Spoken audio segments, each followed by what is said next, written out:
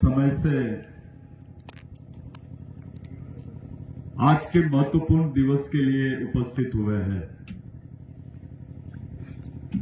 इधर मिशन में रात दिन काम करने वाले लोग, मिशन पर विश्वास करने वाले लोग, और उधर मिशन की विचारधारा का समर्थन करने वाले लोग, कुछ गणमान्य हमारे समाज के वरिष्ठ, हमारी मां बहनें सब मौजूद है।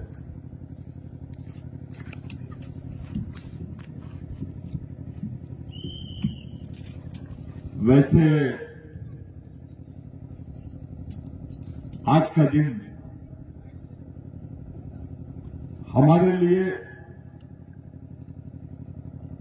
आदिवासियों के लिए नहीं, पूरे देश के लिए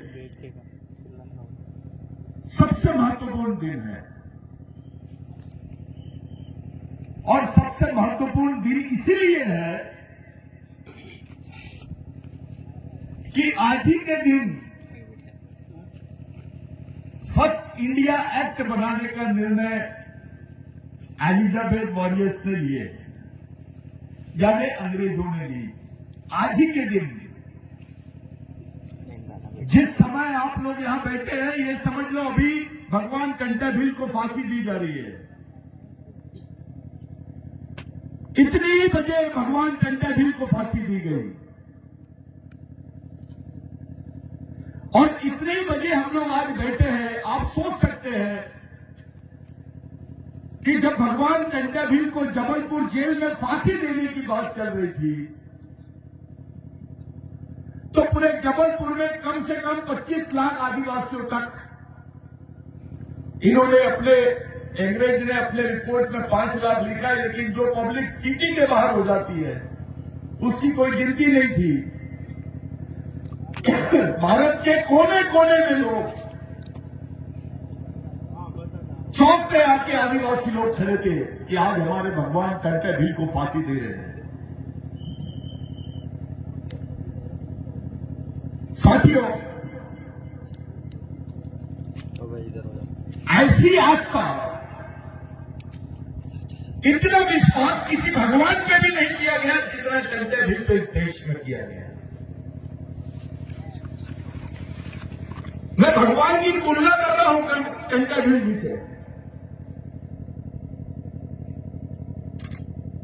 उनके आंदोलन में गरीब आदमी से लेकर समाज के सामान्य आदमी को विश्वास था। कुछ लोगों ने कंटेभिल का इतिहास लिखा है, वो अपूर्ण इतिहास है। उसकी जानकारी आम आदमी तक के नहीं पहुंचाई गई। उसको शासकीय लाइब्रेरी में कैद करके रखा गया, उन किताबों को, और अंग्रेजों द्वारा लिखी गई जो रिपोर्ट्स थी उसको पूरी तरह दबा दिया गया, उसको छुपाया गया।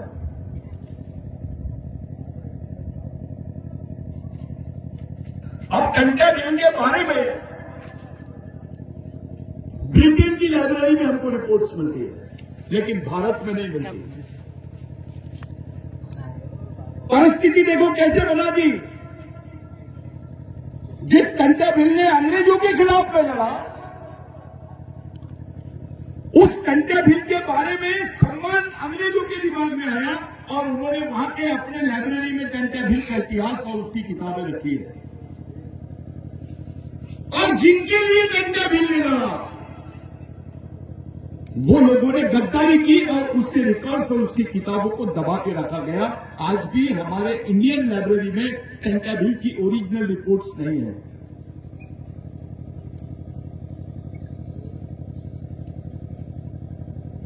खंडवा का इतिहास, मेलघाट का इतिहास, नागपुर का इतिहास, नागपुर की सेंट्रल जेल में भगवान कंटेभिल थे 1 साल तक। नागपुर के हाईकोर्ट में भगवान कंटेभिल को फांसी की सजा सुनाई गई। यानी मध्य प्रदेश से लेकर महाराष्ट्र तक, यानी उस वक्त के सीपीएन बरार का जो क्षेत्र था, जिसको सेंट्रल प्रोविंस बोलते हैं, पहले प्रोविंस होता था, वो क्षेत्र में भगवान टंडा भील का जो काम था,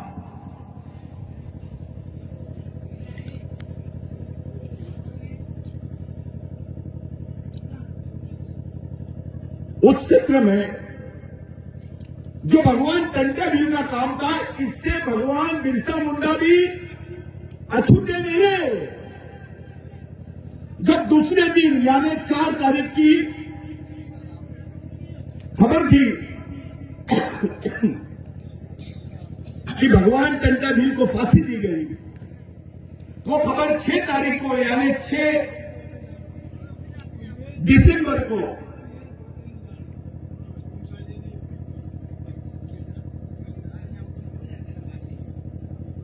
छोड़ दीजिए, छोड़ दीजिए, हट जाओ।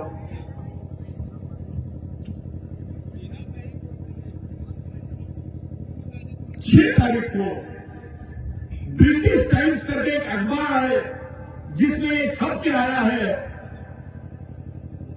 कि Robin Hood Tantya Bhil is no more, ये रैंगेड हो, यानी भगवान टंडा भील को जो रॉबिन हुड था उसको फांसी दी गई, अब वो नहीं है इस दुनिया में। वो खबर रांची की लाइब्रेरी में, मिशनरी लाइब्रेरी में बिरसा मुंडा ने पढ़ा। पहले जब मैं ये बात बोल रहा था तो लोगों को यकीन नहीं हुआ, लेकिन अब उसके प्रमाण मिल गए हैं कि भगवान टंडा भील की मौत पर भगवान बिरसा मुंडा ने बोला कि मैं इनका अधूरा काम पूरा करूंगा।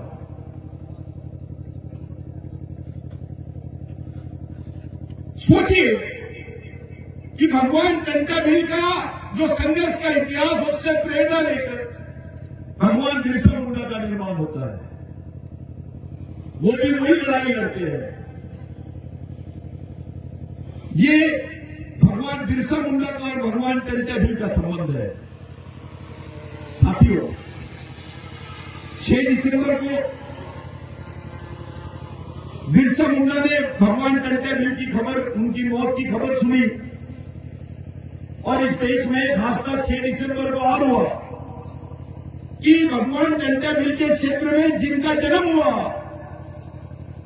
वो डॉक्टर बाबा साहब अम्बेडकर, जिन्होंने इस देश के संविधान का निर्माण किया, उनका भी देहांत 6 दिसंबर को हुआ। ये इंसिडेंट देखिए आप, भगवान टंडा भील, बिरसा मुंडा और डॉक्टर बाबा साहब अम्बेडकर, ये कनेक्शन समझने की कोशिश करो। बाबा साहब पर भी भगवान टंडा भील के विचारों का बहुत प्रभाव था। उनके समय यहां कबीरपंथी लोग हुए करते थे, कबीर पंथ के लोग होते थे यहां पर। साथियों, उस महान आत्मा की शहादत के दिन एक ऐसा कार्यक्रम आयोजन करना,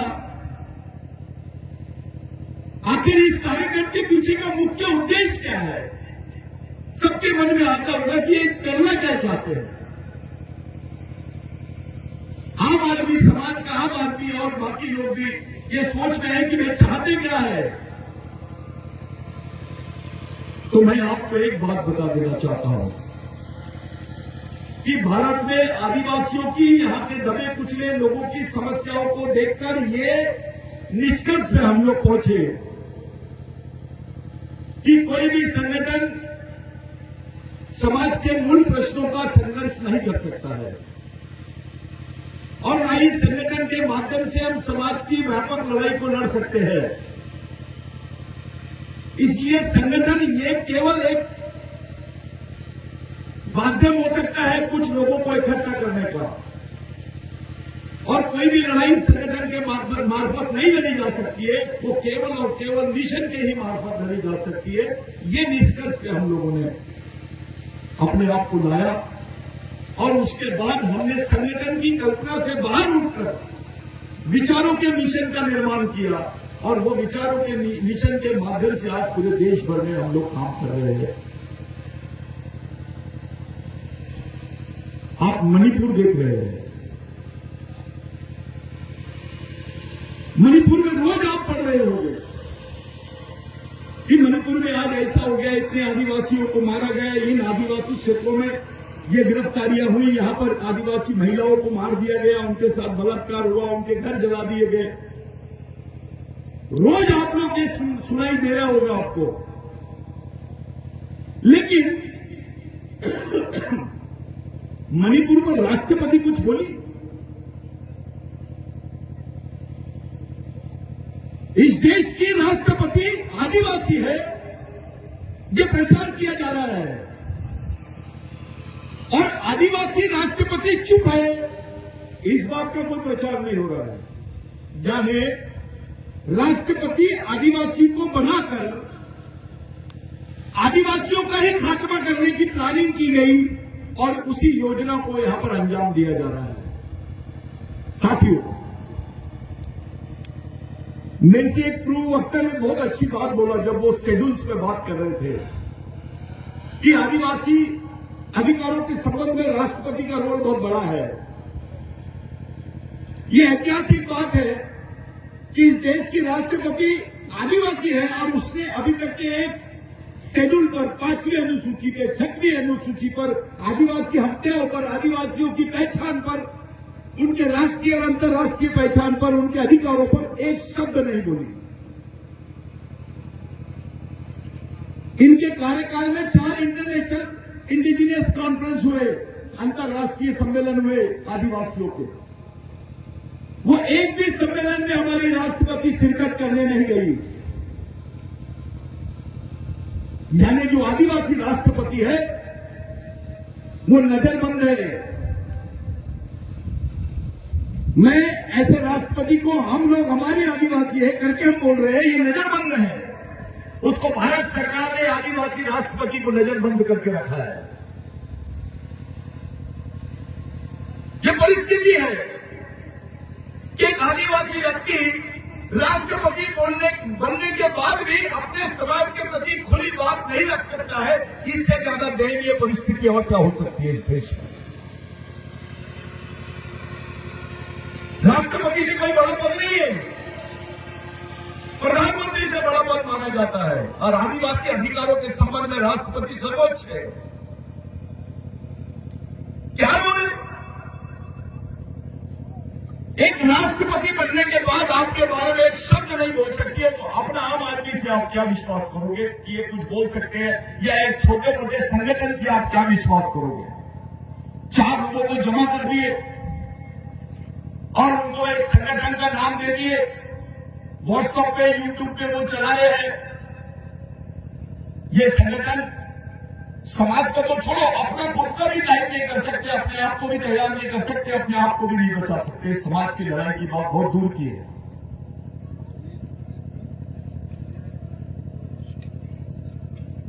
ये लड़ाई बहुत डिफिकल्ट लड़ाई है, ये सरल लड़ाई नहीं है।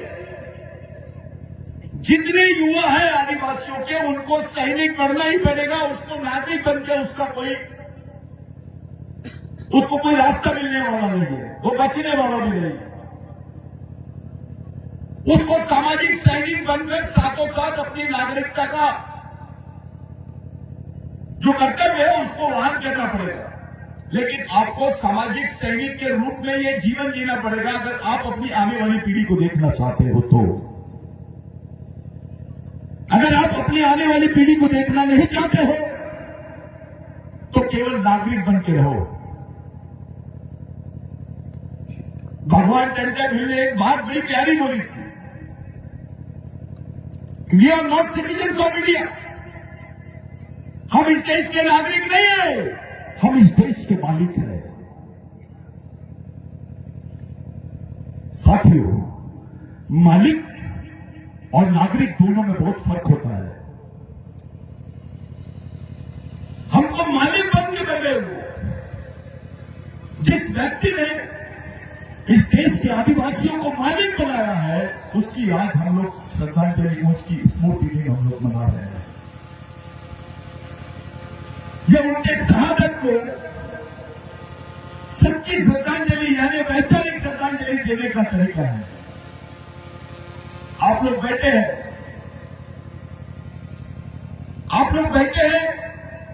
नॉर्मल नहीं बैठे आप एक टोपी लगा के बैठे हैं, एक सिस्टम तरीके से बैठे, सिस्टमेटिक तरीके से आप लोग बैठे हैं। ये बैठक जो है अपनी आने वाली पीढ़ी को दिशा देगी, इन बच्चों को दिशा देगी कि आखिर मेरे को क्यों बिठाया गया था, क्या चाहते थे ये लोग। हमारी दो पीढ़ियों ने, पिछली दो पीढ़ियों ने भगवान टंटा भील के विचारों के साथ गद्दारी की, उसको मारा ही नहीं। हमारे पढ़े लिखे लोगों ने भगवान बिरसा मुंडा, टंटा भील, इनके विचारों के साथ गद्दारी की है। मैं जब मध्य प्रदेश में हम लोगों ने सर्वे किया तो हमने ऐसा पाया, अपने ही कुछ आदिवासी नालायक लोग, गद्दार लोग भगवान टंटा भील को डकैत बोलते थे। पढ़े लिखे, कोई ऑफिसर है, कोई डॉक्टर है, वो भगवान टंटा भील को डकैत बोलते थे, डकैत। मैंने खुद सुना हुए, उसकी रिकॉर्डिंग्स है। कुछ नेता भी है उसमें, कुछ कमीने नेता भी है।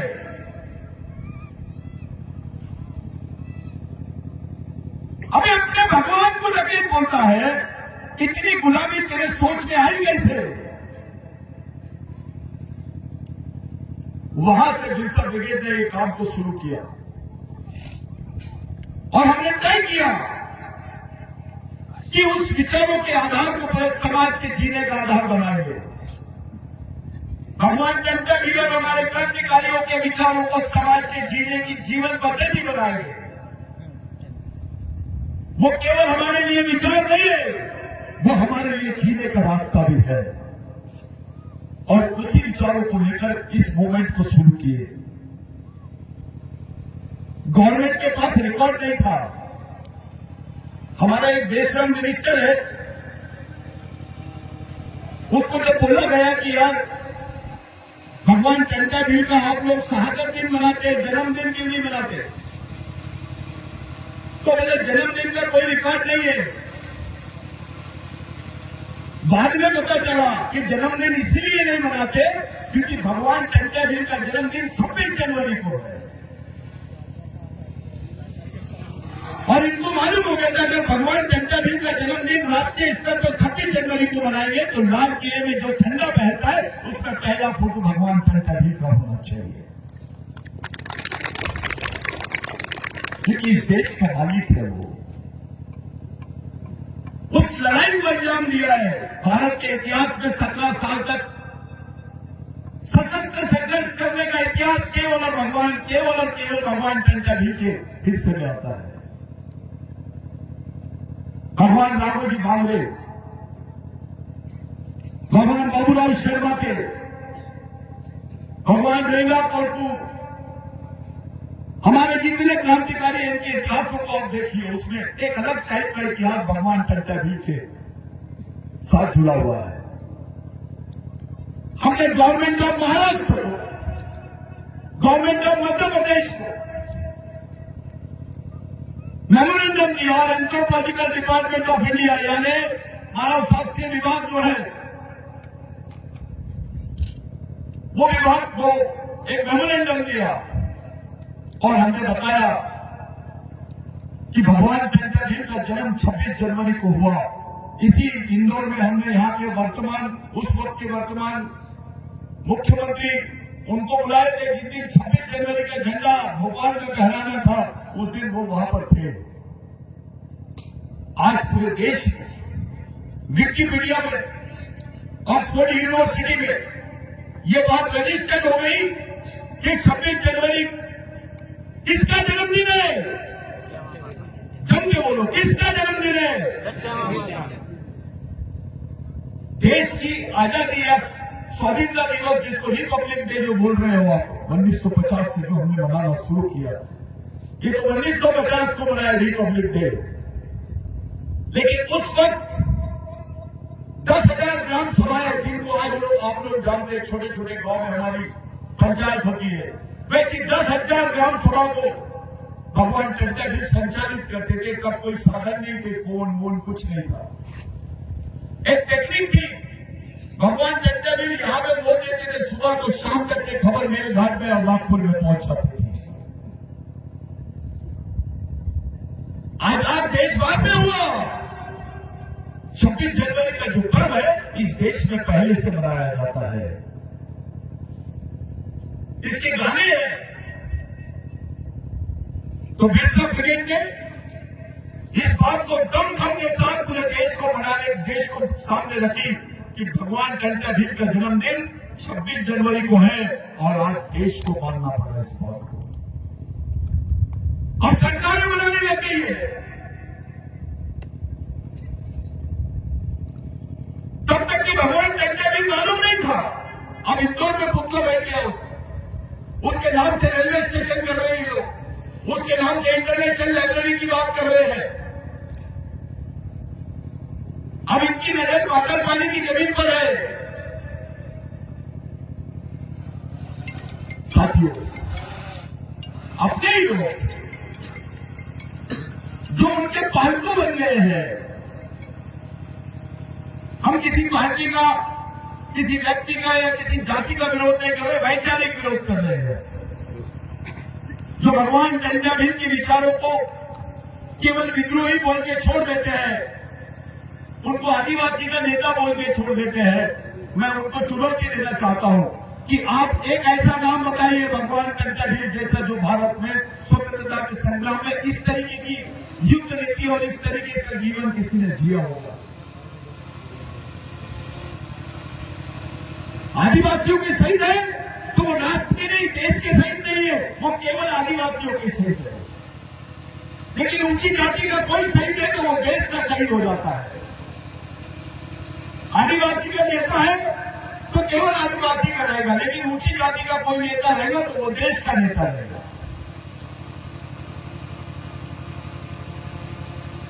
ये इस पॉलिटिक्स को समझने की कोशिश कर रहा है हमको। साथियों, हम यहां पर 4-5 बिंदुओं में बात करेंगे खासकर। पहला यह था कि हम संगठन में विश्वास क्यों नहीं करते। हम संगठन में विश्वास इसलिए नहीं करते कि संगठन विचारों पे खड़ा नहीं होता है, संगठन आचारों पे और प्रश्नों पे खड़ा होता है, समस्या पे खड़ा होता है। संगठन की जो नींव रहती है वो प्रश्नों पर, समस्याओं पर और एक दूसरे के संबंधों पर खड़ी होती है। लेकिन मिशन की जो नींव है वो विचारों पर रहती है,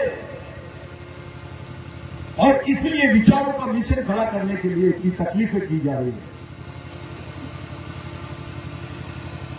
जब तक हमारे विचारों का मिशन खड़ा नहीं होगा, भगवान टंटा भील के विचारों का मिशन खड़ा नहीं होगा, हमको मुक्ति नहीं मिलेगी।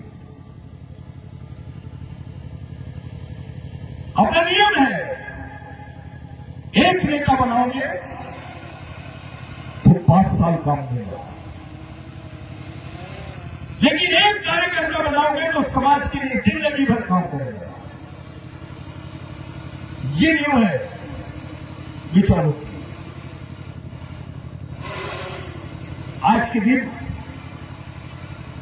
हमारे सामने 3 बड़े प्रश्न हैं, हमारी आंखों के सामने। जैसे यूक्रेन का युद्ध हो रहा है, वैसे ही युद्ध चल रहा है मणिपुर में। पार्लियामेंट में एक भी क्वेश्चन नहीं खड़ा हुआ मणिपुर पर, न प्रधानमंत्री ने खड़ा किया इस पर बात, न राष्ट्रपति ने की, न किसी आदिवासी नेता ने किया। इससे हमको क्या संदेश मिल रहा है, इससे हमारे बीच में क्या मैसेज है, इससे हमको क्या सीखने मिल रहा है कि हमारे साथ कोई नहीं है। हमारे लोगों को बेवकूफ बनाते हैं, उनको धर्म के नाम पर, जाति के नाम पर बहकाकर उनको दूसरे तरीके से संगठित करने की कोशिश की जा रही है। और ये बहुत सफल हुआ है मध्य प्रदेश में, छत्तीसगढ़ में, गुजरात में। हमने इनको झारखंड में सक्सेस नहीं होने दिया। आज जो झारखंड में परिवर्तन दिखाई देता है ये बिरसा ब्रिगेड की देन है। आपको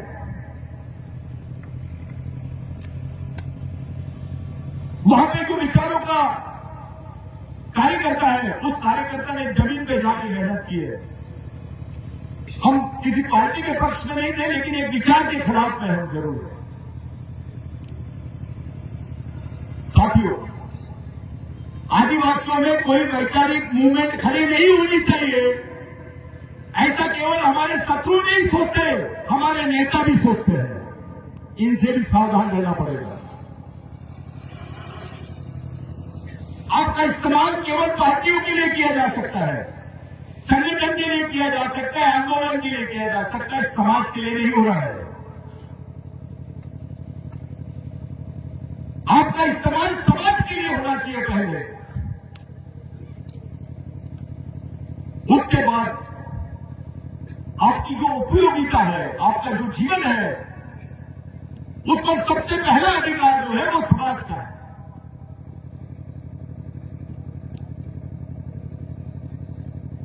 एक बात पर जिस पर कोई बात नहीं कर रहा है, भारत की जो अर्थव्यवस्था है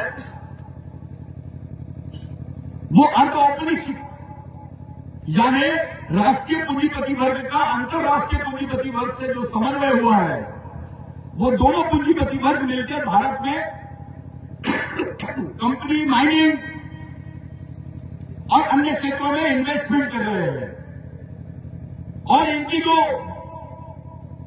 काम है, जो इनकी फैक्ट्री है, इनका जो बिजनेस है, उसके लिए इनके लिए जरूरी है कि इनकी साठगांठ यहां की राजनीतिक पार्टियों से रहे। आप देख रहे होंगे एक पूंजीपति को बचाने के लिए पूरी गवर्नमेंट खड़ी हो गई। एक पूंजीपति को, एक उद्योगपति पूंजीपति को बचाने के लिए पूरे गवर्नमेंट दांव पे लगा दी है। लेकिन आदिवासियों के प्रश्न पर एक आदमी कुछ नहीं बोल रहा है। ये उदाहरण है, जो पूंजीपति आदिवासियों की जमीनों को, उनके क्षेत्रों को, उनके जीवन को, उनके श्रम को, उसका शोषण करना चाहता है, उसका उपयोग करना चाहता है, उसका उपभोग करना चाहता है, उस पर पूंजी कमाना चाहते हैं, उनको बर्बाद करना चाहते हैं, आदिवासियों को विस्थापित करना चाहते हैं, उन पूंजीपतियों को संरक्षण यहां की राजनीतिक पार्टियां दे रही है। ऐसे समय हम लड़ाई कैसे लड़ेंगे? हमारी लोकतांत्रिक लड़ाई लड़ने की संभावनाएं क्षीण होते चली जा रही है, यानी खत्म होते चली जा रही है।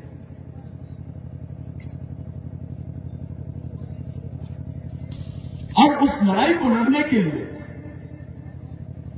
हमारे पास जो साधन चाहिए, हमारे पास जो ब्रेन बैंक चाहिए, हमारे पास जो आर्थिक आवश्यकता चाहिए हमारे लिए, वो उपलब्ध नहीं है।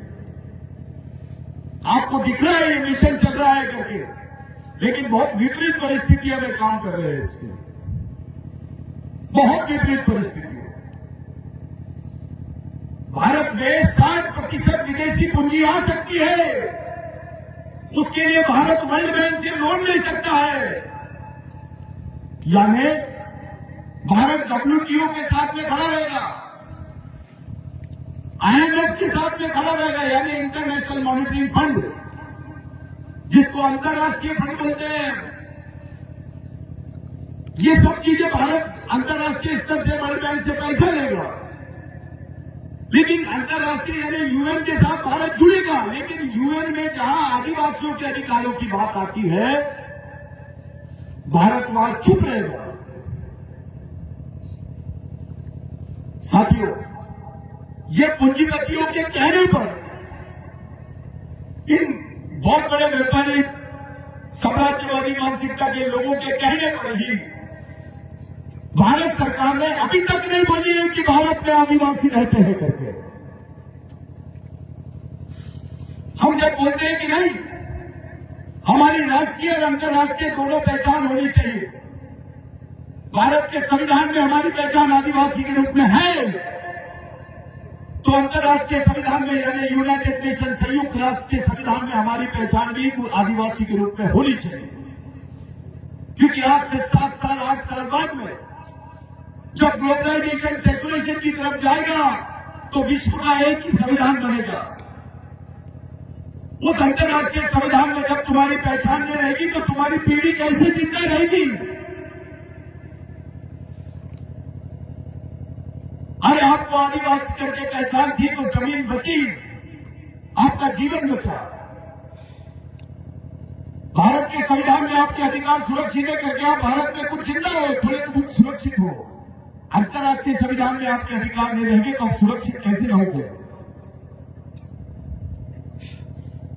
वहां तो कोई बिरसा मुंडा नहीं है, वहां तो कोई अंबेडकर नहीं है, वहां महात्मा फुले नहीं है, वहां टंट्या भीम नहीं है। जब एक बात साथी ने बहुत अच्छी बोली कि जो 5th शेड्यूल है, 6th शेड्यूल है, ये प्री कॉन्स्टिट्यूशन राइट्स है, ये संविधान बनने के पहले के राइट है। इसके लिए कुर्बानी दी गई, इसके लिए लाखों आदिवासियों के गर्दन कटे, उनकी जिंदगी गई, लाखों की संख्या में लोग मरे हैं, तब जाके ये प्री कॉन्स्टिट्यूशन हमको राइट्स मिले हैं जिसको प्रोविंशियल राइट्स बोलते हैं। Non changeable, non amendable, pre constitution constant rights यानी स्थायी अधिकार बोलते हैं इसको। वो स्थायी अधिकार होने के बाद भी हमारे अधिकारों पर गवर्नमेंट बात करने के लिए तैयार नहीं है। जब भी 5वीं अनुसूची के क्षेत्रों की बात आती है, मुख्यमंत्री, प्रधानमंत्री मुख्य जानवर जैसे खड़े रहते हैं। और उससे सबसे सरल की बात है हमारे सांड नेता, हमारे बैल नेता, हमारे गधे नेता, हमारे गद्दार नेता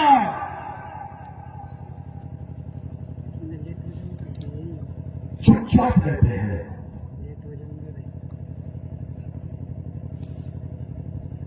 ये जरूरी है कि उनको इतनी सारी विभूतियों से इनको भारत रत्न नहीं देना पड़ सकता है, लेकिन इतना तो बोल ही सकते हैं क्योंकि दिख रहा है। साथियों, जो घटना मणिपुर में हुई मध्य प्रदेश में नहीं होगी इसकी कोई गारंटी है क्या? मणिपुर में आदिवासी संसाधनों के लिए इतना बड़ा झगड़ा शुरू हुआ है। मध्य प्रदेश में उससे ज्यादा आदिवासियों के पास भी संसाधन है। यहां झगड़ा होगा तो क्या करोगे आप?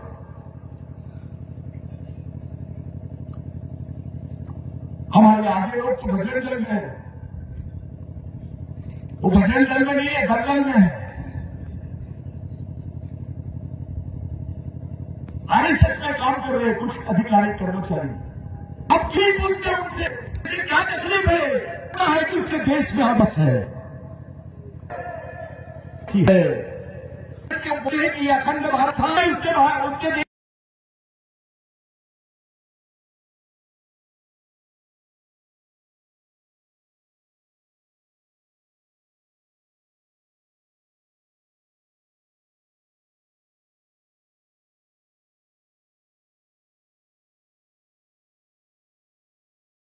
है, बांग्लादेश बोलता है उसके देश में आदिवासी है, तो भारत क्यों नहीं बोलता?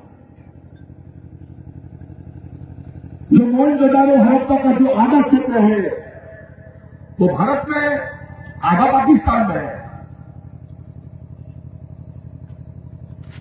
साथियों, ये एक ही देश है। उस समय ये एशिया का एक कंट्री एक दूसरे से जुड़े हुए थे। पाकिस्तान भारत से अलग हुआ, बांग्लादेश भारत से अलग हुआ, नेपाल भारत से अलग हुआ। जब यहां आदिवासी है तो भारत में आदिवासी क्यों नहीं रहता? अभी संयुक्त राष्ट्र संघ ने नेपाल के आदिवासियों को मान्यता दे दी है, भारत क्यों नहीं दे रहा है? क्योंकि भारत हिंदू राष्ट्र की संकल्पना को मानता है, सिंधु राष्ट्र की संकल्पना को नहीं मानता है। अरे सिंधु संस्कृति भारत की सबसे प्राचीन संस्कृति थी, है और रहेगी। भारत का मानव शास्त्र बोलता बोलता है, एंथ्रोपोलॉजी बोलती है कि भारत में भगवान पैदा नहीं हुए थे, तब से आदिवासी रहता है।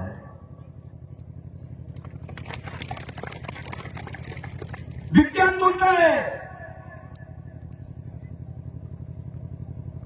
विज्ञान बताता है कि नहीं, भारत में भगवान नहीं रहते थे, तब से आदिवासी रहते हैं। फिर भी आप बोलते नहीं कि भारत में आदिवासी है।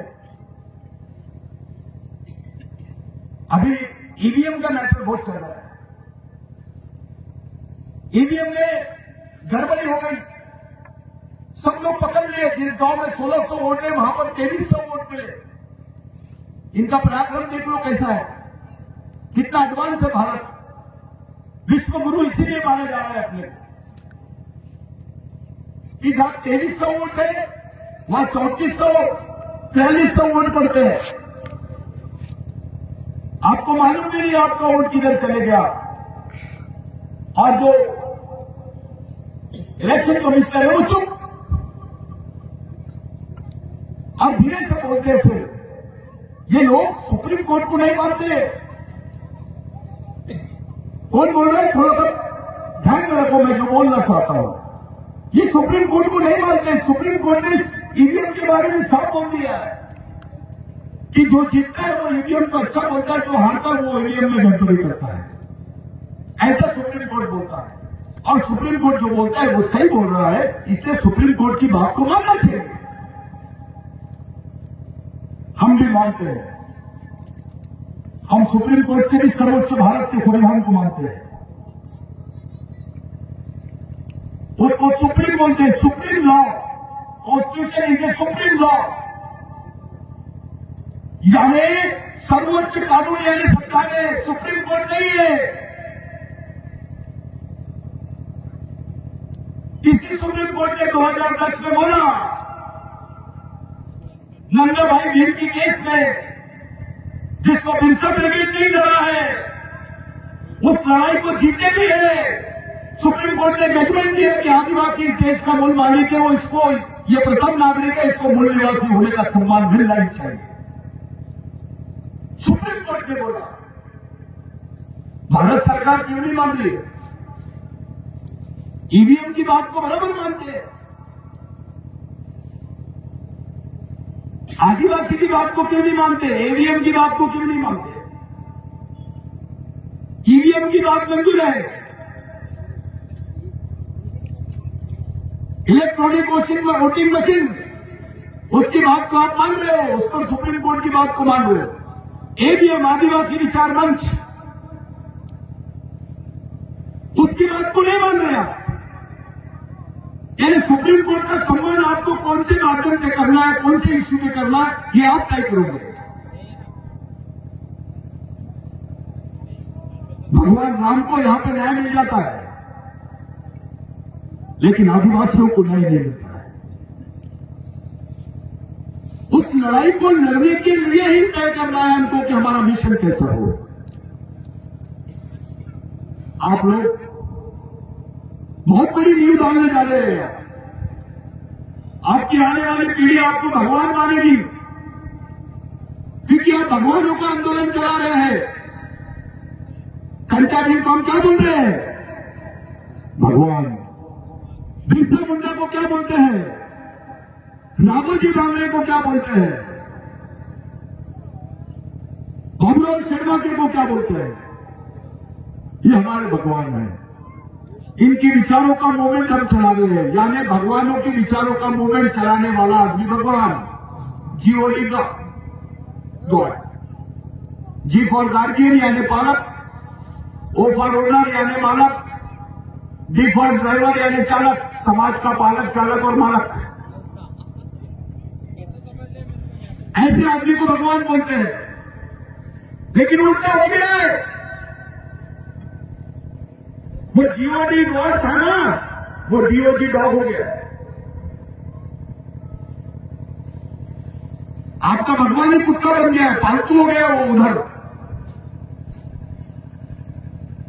वो कैसे भगवान बगावत करेगा, कैसे विद्रोह करेगा, कैसे इन क्रांतिकारियों को याद करेगा? व्यवहारिक रूप से आप उनके पालतू हो सकते हैं साथियों, लेकिन विचारों से आप किसी की पालतू मत बनो। विचार सबसे बड़ा गुण है मानव का, सबसे बड़ी दौलत है, सबसे बड़ी संपत्ति है विचार, सबसे बड़ा साधन है विचार, और सबसे बड़ा अचीवमेंट यानी जीवन का सबसे बड़ा जो हमारे यहां अपने जो कोई चीज होती है वो विचार होता है कि आपने क्या हासिल की है। आपकी संपत्ति खत्म हो सकती है, आप पढ़ सकते हो, आपकी संपत्ति के साथ आपको भूल जाएंगे लोग। आप पढ़ सकते हो, आपकी संपत्ति के साथ आपको भूल जाएंगे लोग। पद और प्रतिष्ठा दोनों मर जाएगी, विचार नहीं मरते। यह वैचारिक आंदोलन है। बिरसा मुंडा को जो तत्व ज्ञान था कि समाज हमारा आर्थिक रूप से गरीब रहेगा चलेगा, लेकिन विचारों से गरीब नहीं रहना चाहिए। जो विचारों से गरीब रहता है वो गुलाम पैदा होता है और गुलाम बन जाता है। इस आंदोलन को सही स्वरूप देने के लिए जो जो लोगों ने मशक्कत कर रहे हैं या जो जो लोग काम कर रहे हैं, जो जो लोग प्रत्यक्ष या प्रत्यक्ष रूप से मदद कर रहे हैं, वो सभी गॉड है। और आप तो गॉड है। कुछ लोग बोलते हैं, अरे भाऊ दादा आप बोल रहे थे आप लोग भगवान है वो, लेकिन बाकी लोग तो बोलते भगवान कोई झगड़े नहीं करते। तो उनको याद दिलाओ, मैंने कहा देव असुर संग्राम। इस देश में एक इतिहास मिलता है, देव और असुरों का संग्राम। असुर यानी आदिवासी। असुर का मतलब होता है परिपक्व, जिसकी सत्ता है, जो मालिक है, उसको असुर बोलते हैं। इन्होंने उसको बहुत अच्छा रूप दे दिया, असुर को राक्षस बना दिए, रक्षक को राक्षस बना दिए। अब इन्होंने हमारे एक सैनिक को पकड़ लिए, भगवान भोलेनाथ को, हमारा आराध्य है वो, उसको पकड़ लिए, जबकि इनके वेदों में उसका कोई उल्लेख नहीं है। मेरे सवाल एक दिमाग में आया कि संस्कृत अगर इस देश की सबसे ज्यादा पवित्र भाषा है,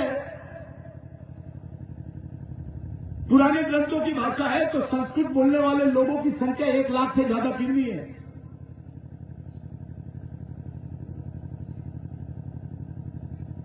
अरे हमारी भील भाषा, भिल्लारी भाषा, भिलाटी भाषा, पावरा भाषा, उधर मावड़ी भाषा, गोंडी भाषा, मुंडारी भाषा बोलने वाले लाखों की नहीं, 20-20 लाख, 1-1 करोड़ तक के इनकी जनसंख्या है। लेकिन इन भाषाओं को राष्ट्रीय भाषा का दर्जा नहीं मिला, संस्कृत को राष्ट्रीय भाषा का दर्जा दिया गया। बहुत जल्दी उसको राष्ट्रीय भाषा का दर्जा दे दिया गया।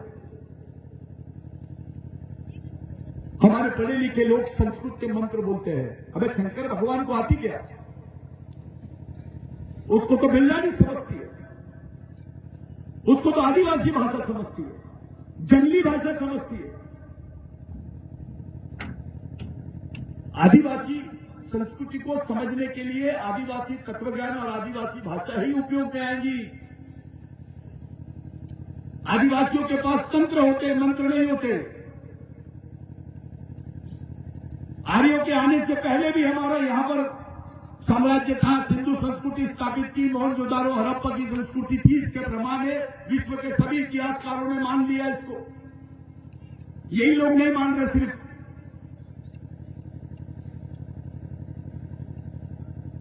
सबने मान लिया। विश्व के सब लोग बोलते हैं आदिवासी भारत के मालिक है। यही लोग नहीं बोलते। मामला क्या है? अभी ईरान के लोगों ने यूनाइटेड नेशंस में बोला कि हम भारत में गए थे, वहां पर बिरसा ब्रिगेड ने इंटरनेशनल कॉन्फ्रेंस लिया था, हम आदिवासियों के बीच में गए। यह बात यूनाइटेड नेशंस में उठी, संयुक्त राष्ट्र संघ में उठी। यही लोग नहीं मान रहे, ये जीत पे रहे हैं कि हम आदिवासी को आदिवासी नहीं रहने देंगे। आपको आपकी पहचान के साथ आपके अस्तित्व को खत्म करने का षड्यंत्र ही इनका धर्म युद्ध है। आप अपनी पीढ़ी को क्या जवाब दोगे मेरे भाइयों? ये लड़ाई, ये चिल्लर लड़ाई नहीं है। किसी को विधायक बनाना है, किसी को सांसद बनाना है, किसी को मंत्री बनाना है, कोई चीज पे थोड़ा लड़ाई झगड़ा करके कब्जा कर लेना है, ऐसी लड़ाई नहीं है। ये लड़ाई के लिए सबसे पहली चीज है आपकी वैचारिक क्षमता। हमने दुश्मनों को विचारों से जीतना है सबसे पहले, और विचारों से हम कहीं कम नहीं पड़ना चाहिए।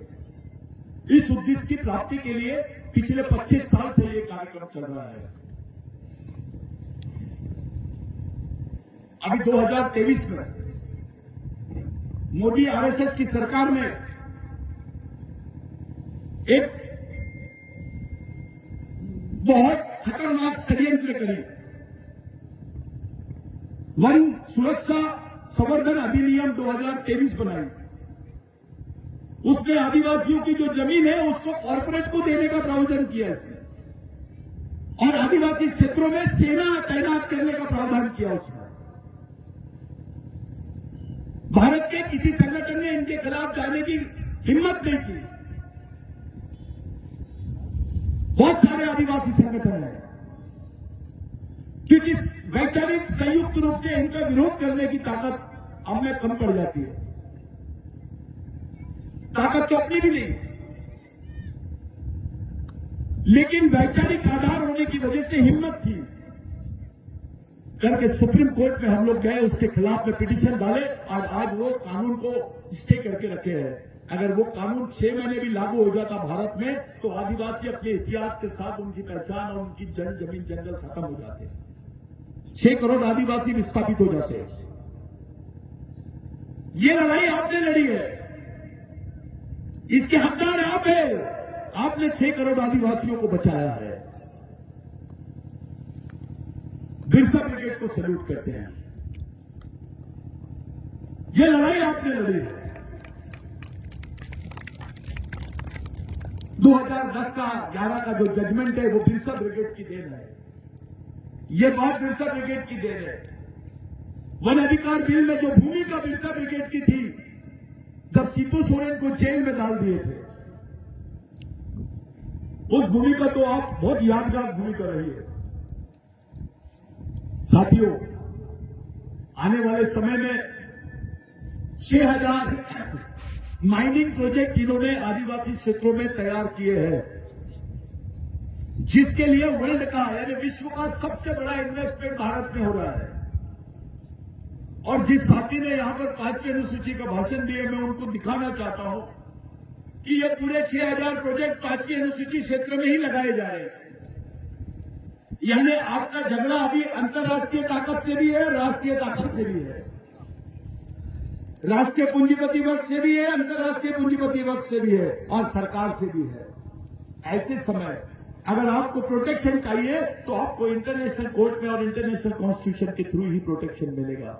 इसलिए आपकी पहचान संयुक्त राष्ट्र संघ में होना बहुत जरूरी है।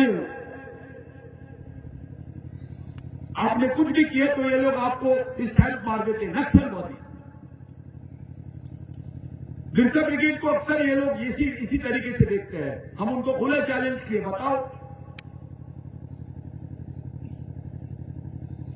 नक्सलवादी आदिवासी हो सकता है, लेकिन आदिवासी नक्सलवादी नहीं हो सकता है। जो लड़ाई जल जमीन जंगल की सामाजिक स्तर पर, वो जो लड़ाई यहां पर मध्य प्रदेश में आदिवासियों की है, वही लड़ाई मध्य प्रदेश महाराष्ट्र में भी है, वही लड़ाई छत्तीसगढ़ में है, वही लड़ाई झारखंड में है, वही लड़ाई उड़ीसा में है, वही लड़ाई गुजरात में है, वही लड़ाई राजस्थान में है, वही लड़ाई आसाम में है, वही नागालैंड में है, वही मणिपुर में है। जब हमारी लड़ाई समान है राष्ट्रीय स्तर पर, तो हमारी विचारधारा भी समान होना चाहिए। और संगठन गली गुची का नहीं होना चाहिए, 2 जिले वाला 5 जिलों वाला नहीं, वो राष्ट्रीय होना चाहिए। अगर लड़ना है तो, भगना है तो कुछ भी बनाओ।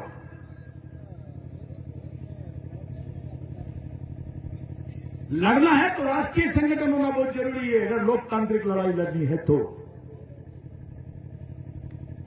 इसलिए इतना व्यापक संगठन अगर आपको बनाना है राष्ट्रीय अंतर्राष्ट्रीय स्तर पे, तो इसके लिए वैचारिक मिशन ही जरूरी है।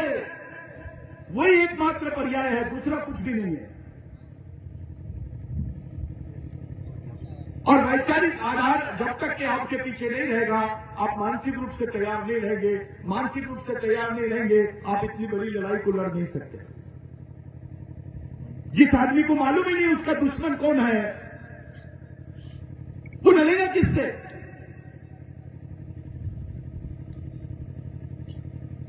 जिसको मालूम ही नहीं कि उसका शत्रु कौन है, किससे लड़ेगा वो? दुश्मन कोई नहीं जानता, दुश्मन से अपरिचित है, वो लड़ाई कैसे लड़ेगा भाई?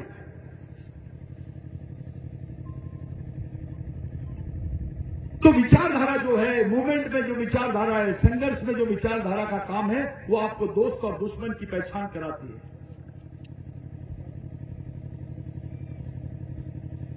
आपको लाइफ और लॉजिक देती है।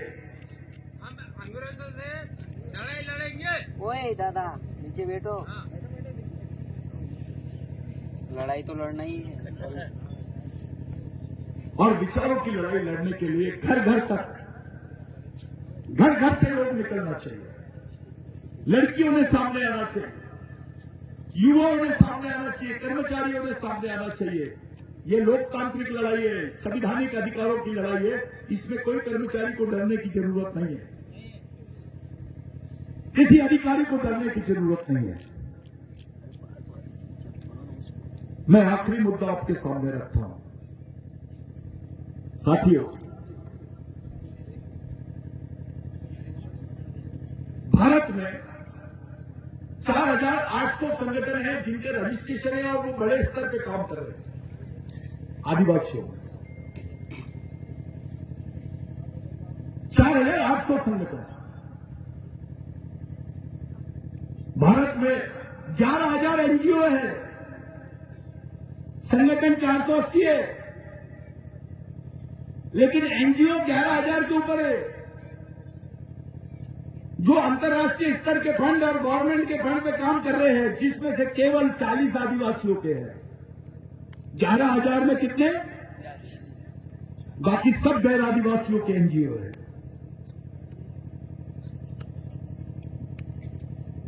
और ये अंतर्राष्ट्रीय फंड आदिवासियों के नाम से लाते हैं और उसका उपभोग 5 स्टार होटल में रह के, विदेश यात्रा करके, उसको बड़े उसी में सुखी है। ये धंधा है ये। और सरकार के नेता, सरकार के लोग, सरकार खुद इसमें दलाली का काम करती है। परसेंटेज, अंतर्राष्ट्रीय फंड आता है तो गवर्नमेंट को परसेंटेज मिल जाता है आदिवासियों के नाम पर। 11,000 एनजीओ, 480 संगठन देखो, और भारत के 6 करोड़ आदिवासी जो है बीपीएल में है। 6 करोड़ आदिवासी बीपीएल में है, लेकिन केवल 3 करोड़ आदिवासियों के पास नहीं प्रमाण पत्र है बीपीएल का, जिसको बिलो पॉवर्टी लाइन बोलते हैं, गरीबी रेखा के नीचे। यानी आदिवासियों का जो 3 करोड़ आदिवासियों का मूल आंदोलन है, वो उनको बीपीएल का कार्ड मिलना चाहिए, उनको 2 वक्त का राशन मिलना चाहिए। ये लड़ाई है आदिवासियों की। भारत में 32% आदिवासी बच्चे कुपोषित और कुपोषण से मरते हैं। 92% यानी 92% आदिवासी युवा बेरोजगार है।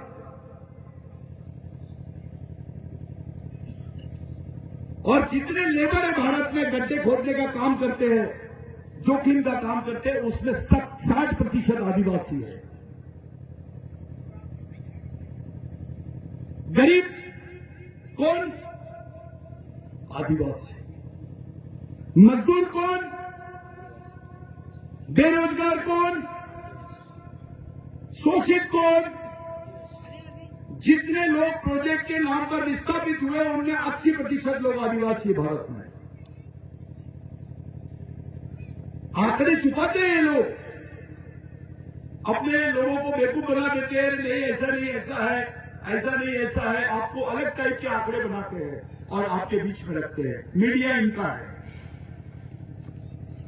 हमारा एक चैनल नहीं है। चैनल तो दूर की बात है, एक अखबार भी नहीं है आदिवासियों का जो रेगुलर भारत में चलता होगा। आपकी बात कौन सुनेगा? आपकी बात आपके भाई तक आप कैसे पहुंचाओगे? ये सोशल मीडिया पे भी कंट्रोल उनका है। वो चाहेंगे आपकी न्यूज को स्प्रेड होने देंगे, वो नहीं चाहेंगे आपकी न्यूज को कट कर देंगे। ऐसी विपरीत परिस्थिति में हम लोग फंसे हुए हैं। ना नेता हिम्मत कर पा रहा है, क्योंकि नेता को लगता है मैं इधर का भी नहीं रहूंगा, उधर का भी नहीं रहूंगा, समाज कमजोर है, मैं लड़ूंगा कैसे पार्टी से, तो वो सरेंडर हो जाता है पार्टी को। वो हिम्मत नहीं कर पा रहा है। अधिकारी डरा हुआ है, वो पुलिस से कम आरएसएस के लोगों से ज्यादा करता है। हमारे लिए जो परिस्थितियां हैं सब तरफ से अपोजिट हो गई, यानी विपरीत हो गई है। ऐसी विपरीत परिस्थिति में समाज को सर्वाइव करना है, इस समाज को जिंदा रखना है, इसकी मूल लड़ाई को खड़े करना है, इस समाज का मिशन खड़ा करना है, ताकि समाज में एकता भी हो जाए। हमारे खूब बेवकूफ लोग हैं, बुरा नहीं मानना, मैं एक शब्द यहां से बोलता हूं, जिनको वैचारिक नपुंसक बोलते हैं, जो जाति के नाम से संगठन चला रहे हैं। मैं भील हूं, बिलाला हूं, बारेला हूं, गावित हूं, कोरकू हूं, गोंड हूं, मारिया हूं, प्रधान हूं। ये जो भाषा करने वाले लोग हैं, नपुंसक लोग हैं, गांडू लोग हैं। ये समाज को एक नहीं कर सकते हैं। ये भागने वाली विचारधारा है, लड़ने वाली विचारधारा नहीं है। ये शॉर्टकट ढूंढते हैं। शॉर्टकट में केवल आप पॉलिटिक्स कर सकते हो, समाजकरण नहीं कर सकते। हमारी मूल लड़ाई समाज को एक जगह लाने की है, और ये केवल लड़ाई नहीं है, चुनौती है। एक विचारों से समाज का हर वर्ग, पूरे देश का एक जगह कैसे आएगा, उस पर विचार और उस पर काम कर रहे हैं। आप लोग सतर्क रहना ऐसे लोगों से जो समाज में इस टाइप के काम करते हैं।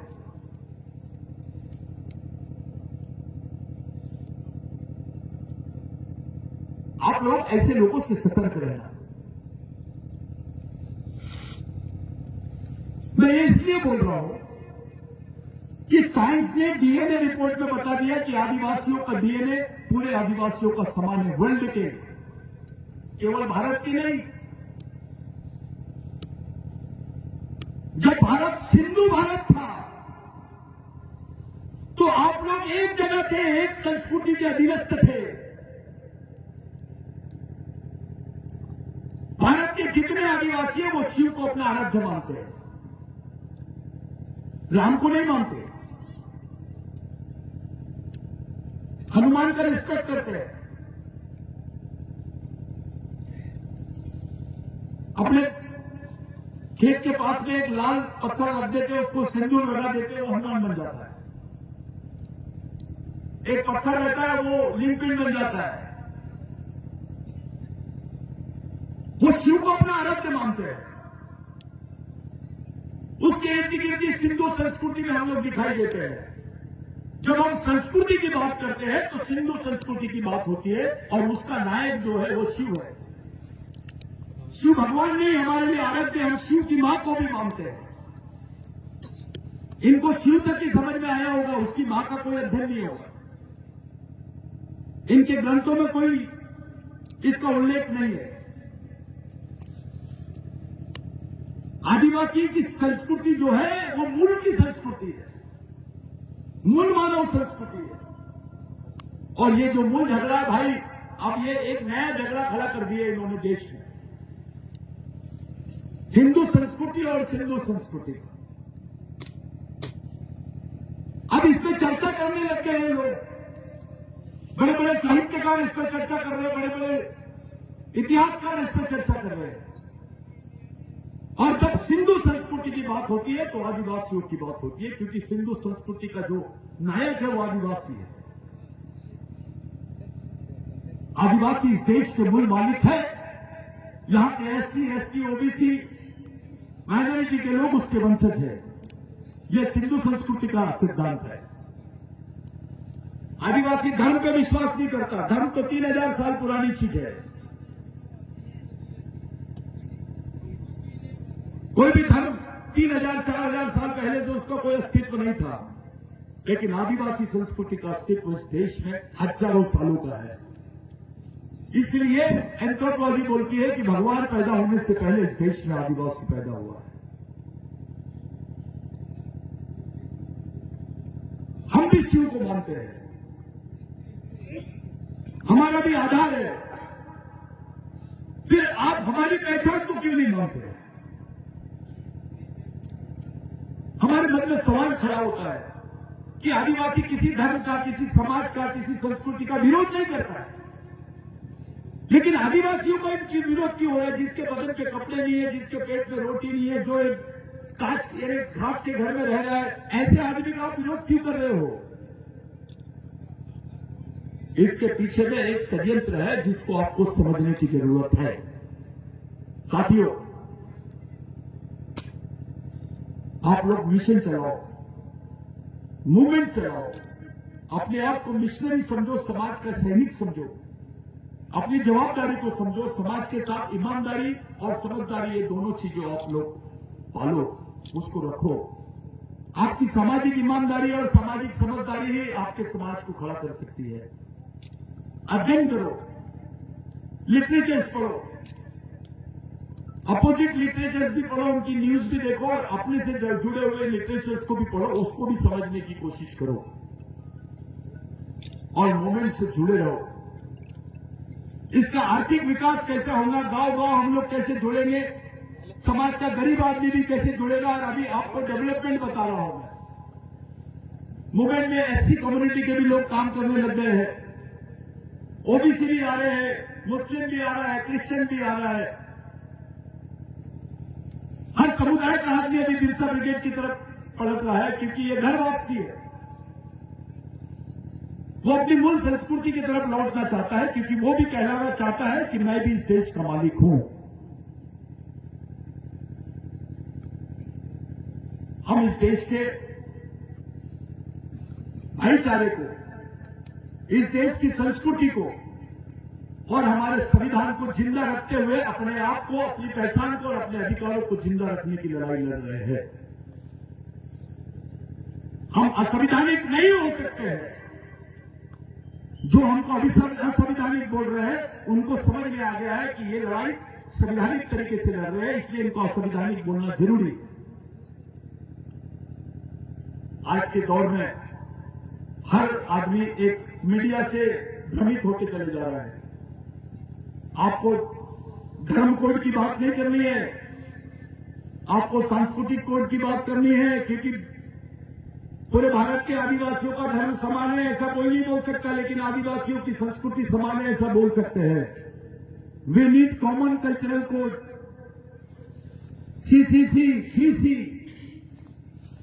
कॉमन कल्चरल कोड, समान सांस्कृतिक कोड, इसकी जरूरत है आदिवासियों को।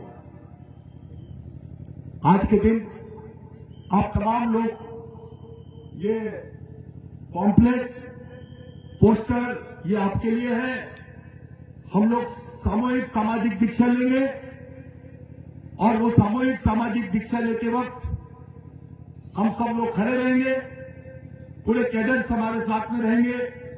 कोई ऐसी चीज जिससे तुमको मन में कोई शंका आई होगी, किसी गैर आदिवासी भाई को बुरा लगा होगा, जहां तक कि हम ब्राह्मणों के भी खिलाफ में नहीं।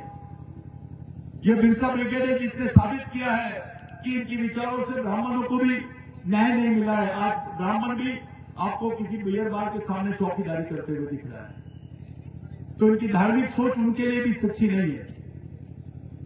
साथियों, आप लोगों से मैं विनती करता हूं कि हम अपने शहीदों को सच्ची आदरांजलि देने के लिए उनको हाजिर नाजिर रखकर सामाजिक शिक्षा और सामाजिक दीक्षा देने के लिए और शिक्षा लेने के लिए, दीक्षा और शिक्षा लेने के लिए, उनके विचारों की शिक्षा और दीक्षा लेने के लिए आप लोग सब यहां आए हैं। जितने कैडर से मध्य प्रदेश, महाराष्ट्र, बाकी जगह से जो लोग आए हैं, यहां पे जो खड़े हैं, नीचे उनसे ज्यादा सर्वश्रेष्ठ लोग खड़े हैं।